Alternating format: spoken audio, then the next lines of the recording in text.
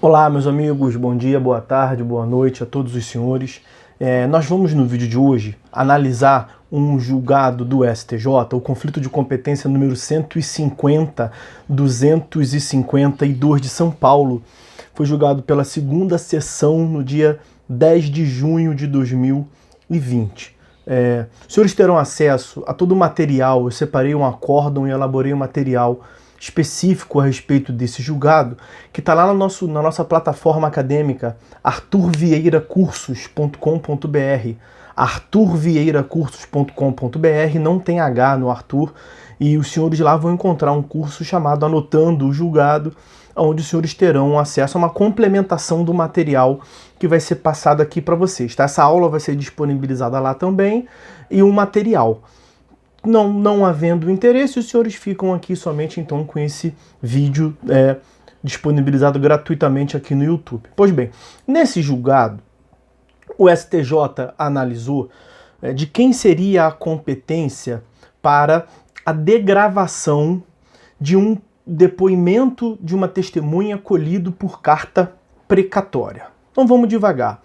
Carta precatória, os senhores sabem bem, é um ato de comunicação processual entre juízos, né? Não se comunica com a parte, mas é um juízo que se comunica com o outro. Quem expede a carta precatória é o juízo deprecante, aquele que recebe a carta precatória é o juízo deprecado. Tá? O julgamento ele acabou concluindo que a competência é do juízo deprecante. Tá? Mas vamos entender, porque a questão ainda por cima trata a respeito de um direito intertemporal. Eu já vou deixar isso claro para os senhores. Bom, lá no material disponibilizado no curso Anotando o Julgado na plataforma Arthur Vieira Cursos, os senhores vão encontrar escrito, separadinho, o que eu vou falar agora para vocês. É o seguinte, a 12ª Vara Civil de São Paulo expediu uma carta precatória em fevereiro de 2013. Esse dado é importante, porque fevereiro de 2013, naturalmente, é antes do novo código, que é de 2015 e começou a produzir efeitos em 2016. Então ela expediu, a 12ª Vara Civil de São Paulo, a carta precatória para o juízo de Goiânia. E foi recebido lá em Goiânia, há uma divisão, há uma vara de precatórios de Goiânia, e esse juízo, portanto, cumpriu a carta precatória. A diligência do cumprimento da carta precatória se deu entre maio e junho de 2016.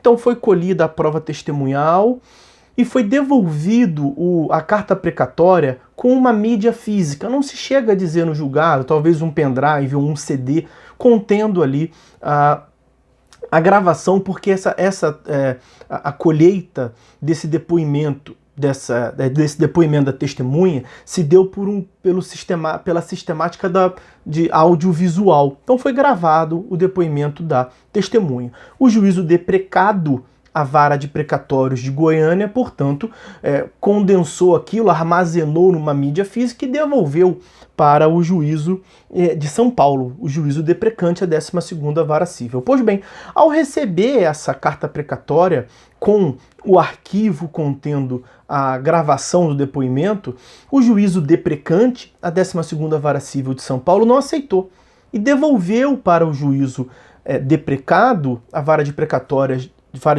de Goiânia, solicitando a degravação do depoimento, para que fosse transcrito, algo que muitos dos senhores fazem quando estão aí estudando para concursos ou estudando na graduação, a degravação daquilo que se grava. Né? Pois bem, o juízo de Goiânia entendeu que não deveria ele cumprir esta tarefa e devolveu para o juízo de São Paulo, e ali o juízo de São Paulo instaurou, portanto, um conflito de competência, né? Um conflito negativo de competência. Lá no artigo 66, inciso 2º, os senhores vão ver a afirmação de que há conflito de competência quando dois ou mais juízes se consideram incompetentes, atribuindo um ao outro a competência. Então, jogo de batata quente, como costumo dizer em sala de aula. Comigo não tá.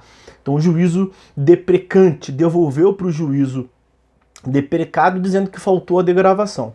O juízo deprecado devolveu dizendo que não vai degravar nada porque não compete a ele realizar esta tarefa, e o juízo deprecante, a 12ª Vara Civil de São Paulo, instaurou, portanto, o conflito negativo de competência, e como envolvem órgãos jurisdicionais de competência territorial distinta, né, vinculado a tribunais distintos, um São Paulo, outro Goiânia, foi instaurado no STJ, ok? Bom, essa é a situação fática. A discussão era quem competia, portanto, a análise, a tarefa de degravar aquele depoimento testemunhal, beleza? Bom, nós temos um outro ingrediente aqui. Um outro ingrediente muito importante, porque, como eu lhes disse, a solicitação, a expedição da carta precatória se deu antes do novo Código de 2015. Ela se deu em fevereiro de 2013, como eu lhes tinha dito. Fevereiro de 2013. Ao passo que o cumprimento se deu em maio/junho de 2016. Logo depois. Então, a prova foi solicitada, a carta precatória foi expedida antes do novo código e ela veio a ser cumprida depois. Bom, como todos sabem, o artigo 14 do CPC tem a seguinte redação: a norma processual não retroagirá e será aplicável imediatamente aos processos em curso, respeitados os atos processuais praticados e as situações jurídicas consolidadas sob a vigência da norma revogada. Direito intertemporal. Acontece, meus amigos, que o STJ tem uma teoria já consolidada a respeito do direito intertemporal, que é a teoria do isolamento dos atos processuais. Tá tudo mastigadinho lá no material que está disponível no curso Anotando o Julgado, na plataforma acadêmica arturvieiracursos.com.br. Lá os senhores vão ter acesso ao julgado de todos os vídeos que eu fizer aqui para vocês e também das minhas considerações. Pois bem, nessa teoria, por meio desta teoria, nós temos a aplicação da lei nova aos atos processuais pendentes ou futuros a serem praticados em um processo que está em curso. E aí o tribunal entendeu que a colheita da prova por carta precatória, a expedição da carta precatória, o recebimento da carta precatória, o deferimento e a colheita da prova é um procedimento incidental, na verdade. É um procedimento composto por vários atos e que esses atos são suficientemente autônomos, de modo a ser aplicada a teoria do isolamento dos atos processuais e aplicar a lei nova, o Código de Processo Civil de 2015, aos atos processuais pendentes. Tá certo? Então, segundo o STJ nesse julgado sobre esse ponto da carta precatória, quando a carta precatória é expedida em 2013, não necessariamente você vai aplicar o código vigente em 2013. Claro que você vai aplicar enquanto ele estiver vigente, mas ali em 2015, quando surgiu um novo código, ao receber a carta precatória o juízo deprecado tem que aplicar o código atual, o código vigente. Por quê? Porque o cumprimento da carta precatória é um procedimento incidente. Ok?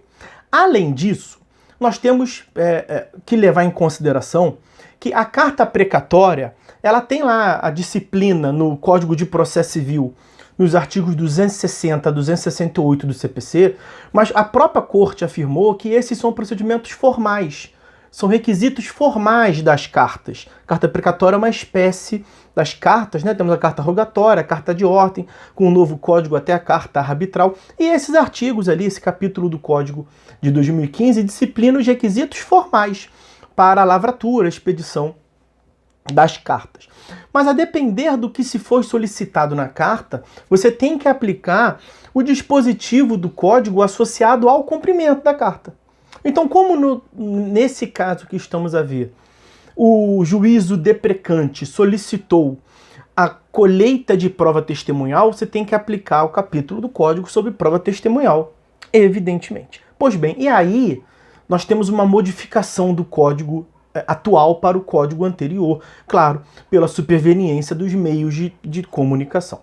O artigo 453, parágrafo 1º, está tudo mastigadinho para os senhores lá no material disponível na plataforma Arthur Vieira Cursos, no curso Anotando o Julgado. O parágrafo 1º do artigo 453 assim dispõe: a oitiva de testemunha que residir em comarca seção ou subseção judiciária diversa daquela onde tramita o processo, é o caso.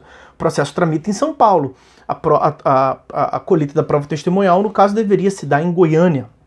Poderá ser realizada por meio de videoconferência ou outro recurso tecnológico de transmissão e recepção de sons e imagens em tempo real, o que poderá ocorrer, inclusive, durante a AIJ, audiência de instrução e julgamento. E foi o que fez a vara de precatórios da comarca de Goiânia. O depoimento testemunhal se deu mediante a gravação por meio de sistemas tecnológicos. E o artigo 460, já outro dispositivo, artigo 460 prevê assim, ó, o depoimento poderá ser documentado por meio de gravação. Então a documentação não precisa necessariamente ser reduzida à ata. Pode ser documentado por meio de gravação. E foi o que se deu. Teve a gravação, gerou um arquivo lá digital. Esse arquivo digital foi inserido numa mídia física e devolvido para o juízo deprecante. O parágrafo 2º do artigo 460 também é importante, que ele prevê assim, ó, se houver recurso em processo em autos não eletrônicos, o depoimento somente será digitado quando for impossível o envio de sua documentação eletrônica. Então aqui fica claro que há uma preponderância, há uma prevalência justamente pelo meio eletrônico de se cumprir cartas precatórias e de se cumprir essa documentação pelo meio eletrônico. Então é o seguinte, de acordo com, segundo o julgado, o juízo deprecado, a vara de precatórios de Goiânia, ela realmente cumpriu sua função de maneira completa pela gravação, ao ter realizado a gravação e encaminhar para o juízo deprecante, a 12ª Vara Civil de São Paulo, por meio tão somente eletrônico. A degravação, que era a grande questão, o juiz de São Paulo devolveu porque ele queria degravação. A degravação ela deve ser determinada pelo juízo deprecante, se ele achar que é necessário, se ele entender por bem. Então é nesse sentido o conteúdo do julgado, tá? Que nós estamos aqui a analisar. Compete ao juízo deprecante. Só tem um detalhe. O julgado, e é uma consideração à parte, o julgado ele não trata do artigo 1047 do CPC, que, ao meu ver, pode trazer um tempero aí no julgado. Artigo 1047 do CPC está lá nos atos das disposições finais e transitórias. Ele prevê o seguinte: as disposições de direito probatório, nós vimos que a questão gira em torno de uma novidade do Código de 2015, depoimento colhido por gravação, né? Então, as disposições de direito probatório adotadas neste código, no Código de 2015, aplicam-se apenas, dispositivo é claro, apenas às provas requeridas ou às provas determinadas de ofício a partir da data de início de sua vigência.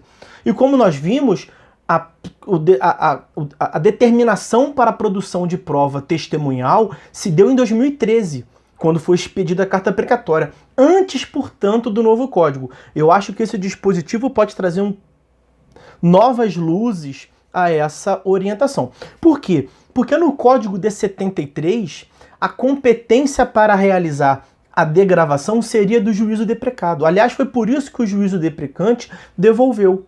Porque no Código de 73, competiria ao juízo deprecado realizar a degravação. No material que eu disponibilizei lá para vocês, o próprio julgado afirma, e há referência a precedentes, a jurisprudência consolidada do STJ nesse sentido. O próprio julgado que nós estamos a analisar, o conflito de competência 150.252 de São Paulo, esse que nós estamos vendo agora, ele mesmo faz menção e ele mesmo afirma que no Código de 73 a competência para degravação seria do juízo deprecado e que essa era, inclusive, a orientação sedimentada na Corte. Então, me parece que esse artigo 1047 poderia trazer novas luzes ao julgado e inverter a conclusão, mas não foi isso que entendeu a Corte. tá? No material que eu tô falando para vocês que tem disponível lá na plataforma acadêmica Arthur Vieira Cursos, tem inclusive, vamos assim dizer, um chorinho, tem uma palhinha do livro que eu acabei de editar, Anotações de Processo Civil, que dá nome ao canal aqui, inclusive. E eu coloquei lá o que está escrito, o que dispõe nas anotações de processo civil relacionado às cartas. Eu vou procurar em cada um dos julgados que eu for analisando aqui com os senhores, em cada um dos materiais disponíveis lá no curso, anotando o julgado ao nome do curso, na plataforma Arthur Vieira Cursos, eu vou procurar colocar uma parcela, um pouquinho do que tem disposto no meu livro que está para sair em breve. Tá certo? Então, meus amigos, é isso. Tá analisado aí o julgado de hoje. Em breve nós viremos com novas considerações a respeito de julgados relevantes, especialmente do STJ e do STF, que norteiem, portanto, a aplicação do direito, especialmente do direito processual civil. Tá certo? Com isso a gente fica por aqui, meus amigos. Ficam todos com Deus. Um forte abraço e até a próxima.